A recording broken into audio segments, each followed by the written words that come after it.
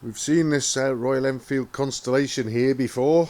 Obviously I did a not quite complete restoration of it, as the engine came apparently in working order, although there turned out to be a few issues with it after all.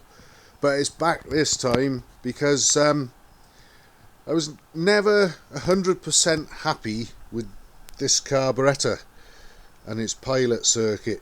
It never behaved itself properly, even with the mixture screw only about a quarter of a turn out, in spite of me cleaning out the pilot passageways and so on.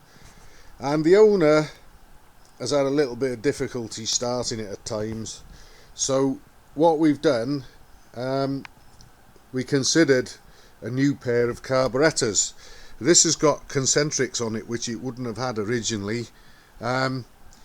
So a pair of the appropriate monoblocks, with one with a chopped float bowl and all the other gubbins that goes with it, would have been quite expensive, and the owner has spent quite a lot of money already on this thing.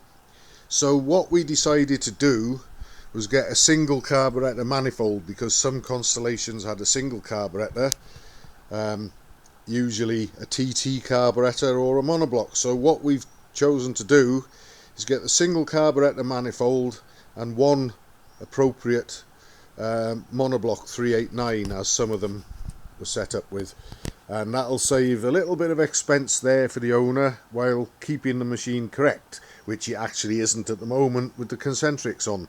So that's what I'm doing on the carburettor front. Obviously we'll be dropping down to one throttle cable and one choke cable, so we won't need these 2-into-1 cable junctions anymore, so that'll tidy up all this area here as well, because there's a bunch of cables in there. The other thing I've got to do is he tells me that there's an oil leak from between the engine and the back of the primary chain case where it attaches to the engine, and that comes as a result of when the engine wet sumps. I fitted a new crankshaft oil seal in there, but that fits into the inner primary chain case itself, and I think the oil leak is coming from where the back of the primary chain case actually butts up against the crankcase face.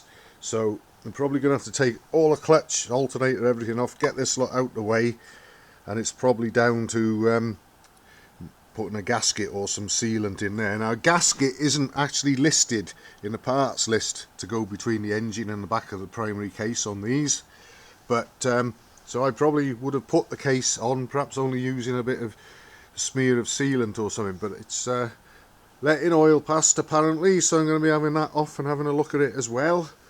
And that's going to keep me occupied for all or most of today. And I also just gave the owner a heads up that it might even run into tomorrow, because he also would like to go for a test ride on it with me on one of my bikes when the work is done. So I'd best get my sleeves rolled up and crack on, and the owner will be here soon as well, so I'll pick the camera up and make more video footage if there's anything of interest that we run into on the way. But that's the plan, that's what I'm hoping to do with it, and hopefully it'll give him easier starting, because like I say, the carburettor here, I remember starting this engine, and sometimes the initial start it would fire up on the right hand side and jump in on the left about 5 or 10 seconds later or whatever, and then run fairly well. But it wasn't the easiest thing to get started,